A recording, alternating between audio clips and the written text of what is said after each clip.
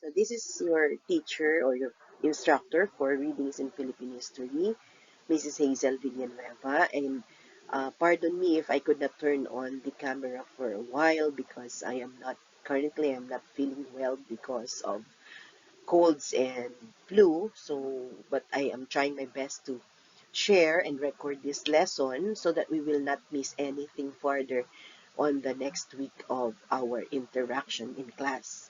So we are going to talk about exploring the local history.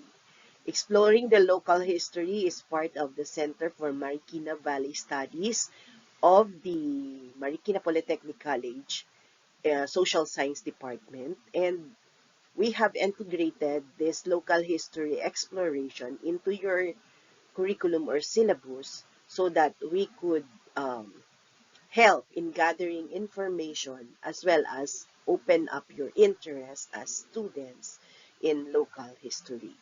So our goals and end objectives for this study or this topic is to encourage you to pursue your interest in local history, whether on your own or with a group. So it will also enable students to undertake local history research using various materials that I have mentioned during the other chapters of our lesson.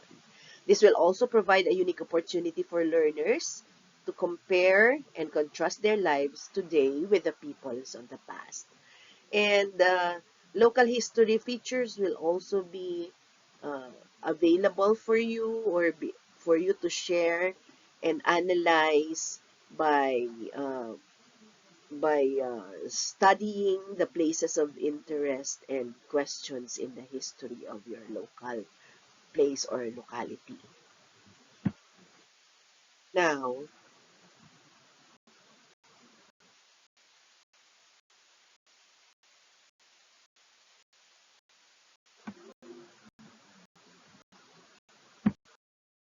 the local history will help us know what local history is and why it is important. It will also help us identify local history that has shaped our community, continued to shape our community, or has shaped our community in the past.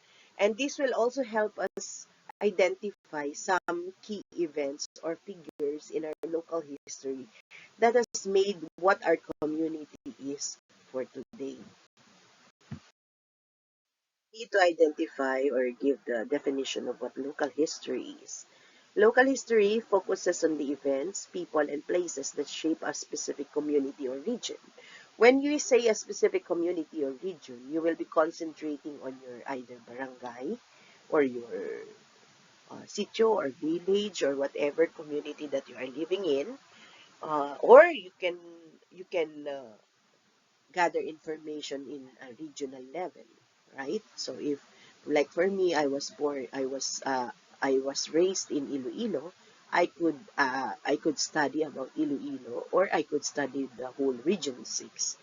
It also provides insight into the unique cultural and social dynamics of an area. So you can choose a specific area wherein you can research about cultural and social dynamics ng lugar na yon to share in your blog. So why do you think understanding local history is essential for a community? Bakit importante na malaman natin ang istorya ng isang lugar? Bakit importante na ma-identify natin ang mga special events dito, mga tao at mga lugar or mga bagay na nagde-define kung ano ang ating community. Local history na pwede nating maging part ng story ng ating community.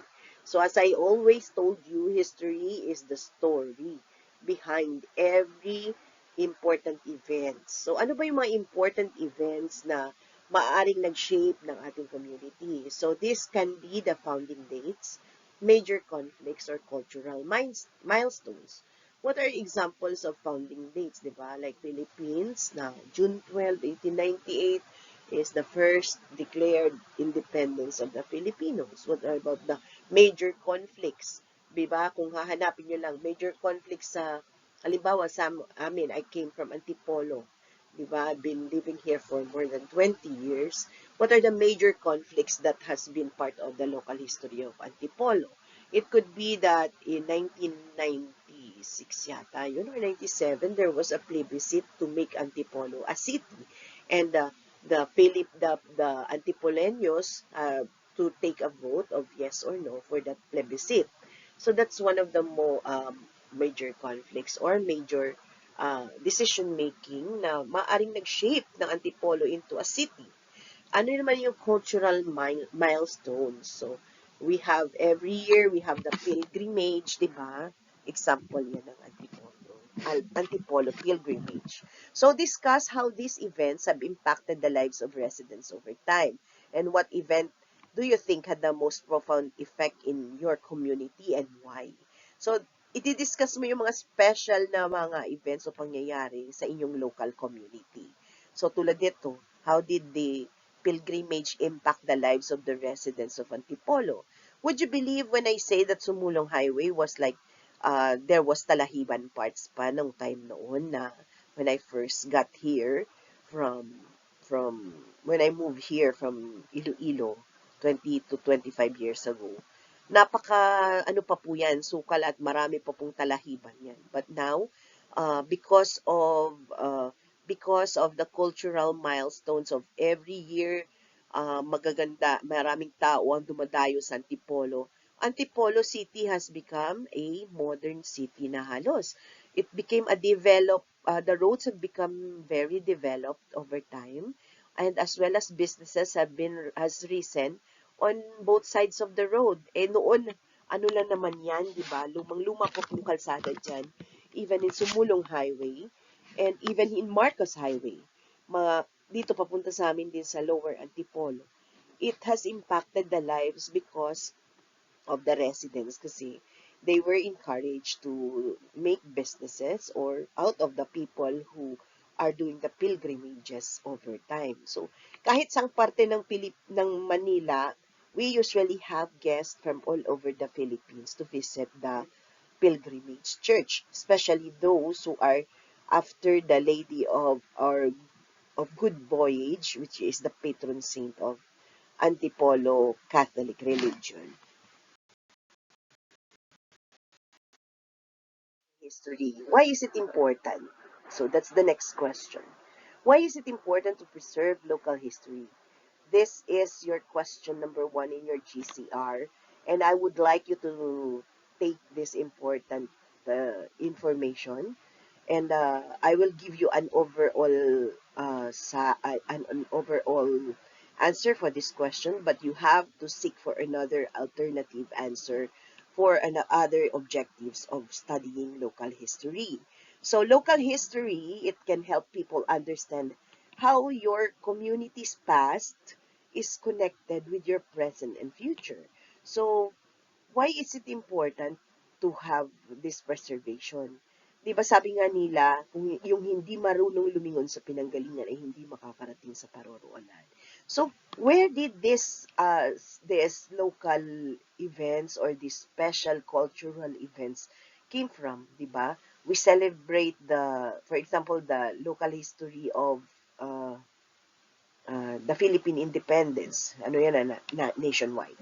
Why do we look back to it? Because it connects us with the present and future and helps us to shape the future by knowing our past and working on the present. We can continue with our future, di ba? And this will help you understand your community. Okay, the stories and traditions and civic commemorations, this will help people feel more connected to their community. Tulad po ng Panagbenga Baguio, di ba? Paano nila pinipreserve tong local history na to? Where did this tradition come from? And in the present, why are they celebrating it? And then in the future, will you still see people celebrating this tradition? So these local histories will help you people to understand how nationwide events were experienced differently in different places. It can also help, di ba? Local history can help people understand how nationwide events were experienced, di ba? And once you go to a different place, when you're from Antipolo and you go to Baguio to experience the local history of Panagbenga, you will learn a lot, di ba? And you will be understanding and appreciating this local history that shaped their particular lifestyle in Baguio. So, what are the methods of preservation of local history? So, we have the museums, we have the archives. Kung gusto ninyong puntahan ng mga museum to learn more about the past of a certain place, for example, Marikina, di ba? Why is it that Marikina is known for its shoe as the shoe capital of the Philippines? So you visit the museum and read the archives regarding the shoe business in Marikina. How do you get involved in preserving local history? Diba? So, this one, I will not be giving you the answer. Kasi ito gawin natin tong number one na question sa inyong GCR. How can you get involved in preserving local history? I will leave that question for you to answer in an essay in Google Classroom assignment. So, how can we learn or how can you learn more about your local history? What are the resources that are available? For example, books, documentaries, or local historians. Now, when you do this, you need to identify historical landmarks. Okay, meron din po tayong influential figures in the local history. These are individuals that have contributed to the communities development. Example po yan, mga politicians, activists, and artists. Sorry, I skipped the previous slide. You can go back to it later. I think it's about the historical monuments, museums, libraries that you can visit to check out the historical sites that will give you information regarding your local city or your local community. Consider the legacies of the people and how they continue to influence your community today. So, sino po yung mga pamilya, notable figures in your community, mga aktivista, politicians, or artists? For example po sa Angono or Binangonan ba yun? Na marami po tayong mga artists, di ba? Known for their skills in drawing and arts. So, pwede nyo po silang i-consider. Check nyo po yung legacy nila, history ng kanilang pamilya, and paano sila nakatulong for the local history na umusbong ang inyong bayan. So, who is the local figure you admire and what impact did they have for your history? So, dalawang na question. The first question was, how can you help to preserve the local history? And then, number two, who is the local figure that you admire most and what impact did they have with your history, of your local history? Okay, dalawa na yung tanong. First one, how can you help in preserving local history? And this one is the next. Who is a local figure that you admire and what impact did they have on your local history? The third one that you should check out is local historical events. So, what major events have occurred in your community? Ano ba yung mga special na mga happening na nag-shape uh, ng inyong community?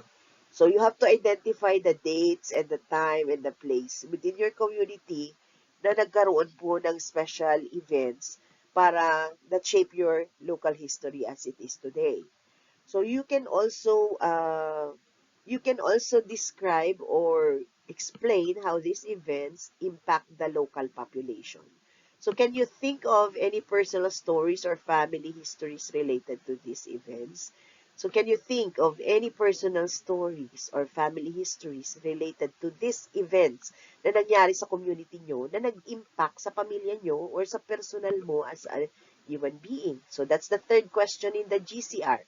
Can you think of a personal story or family history related to local historical events na na naging part itong local history events ng inyong buhay, and then nag-impact ito sa inyo bilang personal mo or bilang pamilya ninyo. For example, if you came from Marikina and your family is a shoemaker, the important event is that the shoemaking industry was introduced in Marikina, di ba? Okay. Connecting local history to today. Reflect on how local history informs current community issues and initiative. So dito nyo rin, sasama nyo rin yan sa inyong local history script kung paano yung mga current community issues and initiatives. Tulad halimbawa, dahil laging baha ang Marikina River, yung mga nakatira sa community dito ay nilipat. Okay? Ma'am, I'm one of the family na nilipat po from near the river, Marikina River. We were given a house or a housing project in San Mateo or in Rodriguez Rizal. So discuss ways to engage with and learn from local history. So ang ano nyo, i-discuss nyo rin yung paano yung dating mga history na to ay nakaka-relate pa rin kayo sa panahon ngayon. Tulad halimbawa, ng mga Tiangge na events, di ba? Kailan to nag-umpisa? Matagal na to pala, yung mga Tiangge na to ng Marikina, because they want to promote the shoe display, so they do that every Christmas, di ba? Parang mga ganun ba? What aspect of your local history would you like to explore further and why? So this is the fourth question. What aspect of our local history would you like to explore further and why? Fourth question for your GCR to answer. Now, creating a local history vlog. So, if you have any questions regarding the local history content na inyo pong gagawin, please feel free to write it down right now and then ask me during the question and answer part of our lesson in the GMeet. So, creating a local history vlog. This is where your final project comes in. So, creating a historical local history vlog, you have to choose your topic. So, how do you select a local history topic that resonates with your audience? Ano yung mas importante sa mga audience nyo? Diba? Is it going to be well-known or yung obscure or nakatago pa na gusto mo i-explore further? So, kayo po mag-iisip kung ano yung significance ng topic nyo. Etong gusto ko about Marikina food. Or is it obscure? Well-known na yung Marikina food eh. So, tingnan natin yung everlasting, di ba? Or is it obscure? You want to explore further, like for example, a certain family who has 3 generations of shoemaker na hindi pa na-feature noon pa. Would you like to explore that particular family? Kumbaga, tago pa sila at hindi pa sila na-expose. So, nasa inyo po yan. So, what questions can you explore to engage viewers? Dapat, yung question ninyo, nakaka-engage din sa viewers. At saka, sa i-interview nyo rin, syempre, hindi boring yung tanong nyo. So, you have to make your engaging questions para yung mga viewers mo ay hindi magsawa manood sa inyong historical vlog. Topics. So, ito tulad kanina ng sinabi ko, yun, ang na-miss out ko dun yata na-skip ko na siya, hindi, I can't go back to it while recording kasi, historical landmarks and their significance. Ano yung mga lugar na yun? Sa number 4 na yun. Yan ang nakalagay dun eh. So I already explained identifying historical events, legends, and folklore. Ito pwedeng yung ma-incorporate din kung ano yung mga ano bang legends sa mga uh, sa Tagalog, okay? So the legends kung saan galing yung isang lugar or isang community, paano ba yung mga kwentong bayan nito tungkol sa inyong sa inyong lugar. Influential figures in local history is also mentioned here. Historical landmarks and their significance. So, pipicture nyo yan. Napupunta nyo yung historical landmark na yan and then you video it or you vlog you share in your vlog about the historical landmarks and their significance. Pwede nyo rin pong itouch sa topics ninyo ang community traditions and cultural heritage.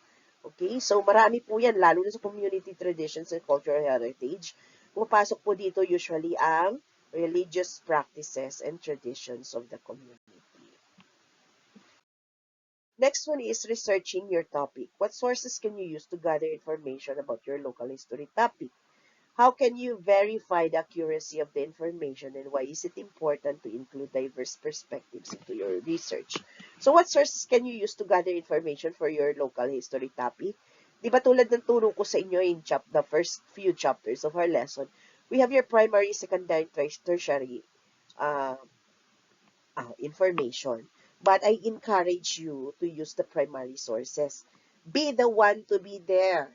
Witness the specific place or historical event yourself and put it in your vlog. Okay?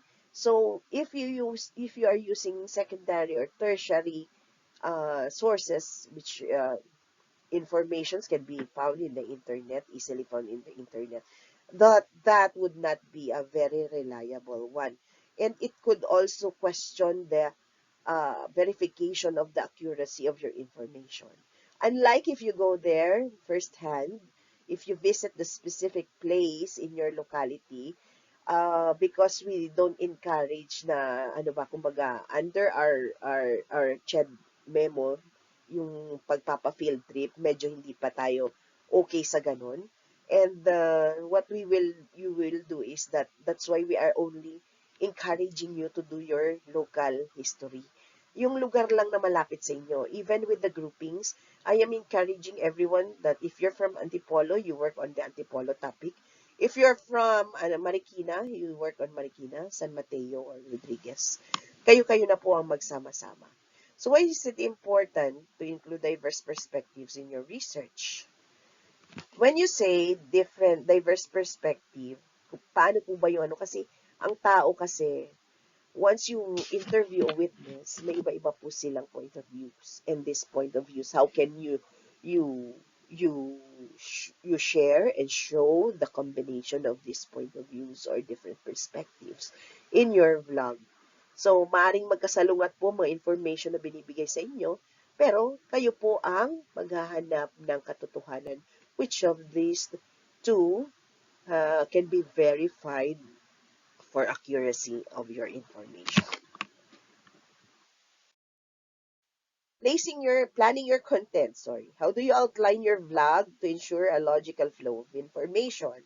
So, wag po yung talon-talon ng ano natin na kapag pinag-uusapan natin ay yung ganda ng isang lugar, then you jump into problems. Kumbaga, you do the arrangement of your vlog, no? Outline niyo yung arrangement niyo. That's why we have your written form of your script. May local script muna bago ninyo isagawa ang pag-vlog na live. So, what key points should you include to keep your audience engaged? So, what would be the interesting parts in your vlog that will not that will capture the the attention of your audience? How can visuals enhance your storytelling? So, dito po papasok yung yung mga visuals. When you say visuals, maaaring the historical events or places or things, and how you enhance editing of your vlog. So, filming techniques. So, what equipment do you need to start filming your vlog? Sa tingin nyo, ano po yung gagamitin nyo for your vlog? So, nasa inyo na po yan. You can use your phone, you can use, actually, phone lang, tama na, di ba? You have your camera. And if you have better than that, then it could be very good. How can you improve your video quality with simple techniques? A lot of you already know how to use different applications to have your video quality made in a special way. So why is good lighting and sound crucial for your vlog? Okay, don't submit to me yung mga music niyo background is so loud, hindi na maintindihan yung nagsasalita. Okay? And also, wag yung nagre-record kayo, nagvo-voice over kayo, nakakamera kayo, pero ang dilim-dilim po ng background ninyo. I cannot even see who I am talking to or who is sharing the information to me. Merong mga nag-share sa akin ng ganon, sharing their perspectives in a video, tapos hindi ko naman nakikita yung mga itsura nila because gabi nila ginawa, bumubulong pa, patay pa ang ilaw. So, how can I understand your vlog kung ganon yun? Okay? So, editing your vlog, so there are available software options that you can use to edit your vlog. And you can also cut and arrange your footage, okay? Marunong naman siguro kayo nito. So, what role does music and sound effects play in enhancing your vlog? Malaki pong bagay yon. But be sure not to override your voice than yung music pa ang louder compared sa boses ninyo, which has the information of your vlog. Nasa ano naman po yan, nasa rubrics po yan uh, ng inyong tawag dito, ng inyong project. Engaging your audience, how can you encourage viewer interaction through comments and questions? So, nasa inyo na po yan. Pwede nyo pong gawin yan sa script ninyo. Okay? So, pwede nyo rin po ilagay ang questions within your script. So, what strategies can you use to build the community around your blog? Kumbaga, paano mo mai-engage sila na mag-interact doon sa iyo sa vlog mo? And why is it important to respond to viewer feedback? So, kapag nagbigay sila ng information, oy, writer, oy, vlogger, mali po yung binigay yung info, taga dito po kasi ako iba yung nalalaman ko. So, you have to give them feedback kapag po meron pong nagsulat po dyan ng comments sa inyong vlog. So anyway, the vlog would be up to you if you want to put it as public or if you want to me to I will be asking for the best vlogs to be shared in my YouTube platform kasi I would really love to share it later on with my students as a sample for my next other classes na pwede pong sumunod sa inyo with this project. So since current lang po kasi ang CMVS or CMVS Center for Marikina Valley Studies, nagdadagdag pa po kami ng, kumbaga, we have incorporated local history in our classes so that to help also in the research for Marikina. So if you're from Marikina, we would really appreciate more informative vlogs. Sana may matutunan kaming bago na hindi pa po kasama sa research namin. And then we would be also acknowledging your contribution to such research. So what are the benefits of cross-promoting on social media? So tulad ng sinabi ko, it will ang benefits po nito is not just for you na magkaroon ng grade, but also to promote your locality. If business yung pinopromote mo, if culture, tourism can help a lot of businesses na umusbong po sa inyong lugar. So if palaging may bumibisita, halimbawa sa Our Lady of Pilgrimage, ang dami pong tao doon nagkakaroon ng trabaho to sell candles, to sell pasalubongs, di ba? So this social media platforms ninyo will help the local tourism, and this will also be helping tourism, helping the community, helping your every individual in the community who will have the opportunity, additional opportunity to receive because of you promoting your locality. Conclusion and next steps. What have you learned about creating a local history vlog? So this is the additional, I think meron na tayong 4 questions earlier. I think this would be the 5th. Correct me if I'm wrong. Ilista nyo na lang po yung questions na, kasi babalikan ko na lang din mamaya. So, but 4th or 5th, dito yung tatlong to, this would be additional questions to the ones I inserted in the middle of the lecture. So what have you learned about creating a local history vlog? You have to answer this individually also. How can you apply these skills to other projects, and what are your next steps in starting your own vlog? So sana kapag grupo ninyo, alam ko naman mga expert na kayo with doing your own vlog, di ba? So, ang iba sa inyo na hindi pa, currently natututo pa lang, then it could be a step for you to start your own vlog. And what are your next step para magkaroon kayo ng sarili yung vlog, not just for the local history, but also for a different topic that you may want to share with other people. Remember guys, social media vlogs are already earning a lot, di ba? Kaya, kumbaga, para lang din, even if you won't pursue a career of it, at least alam nyo kung paano gawin ito in your own. Okay, so this will be your rubric. Kailangan isulat nyo muna, ha? Isusulat nyo muna yung mga information that you need to share in your vlog.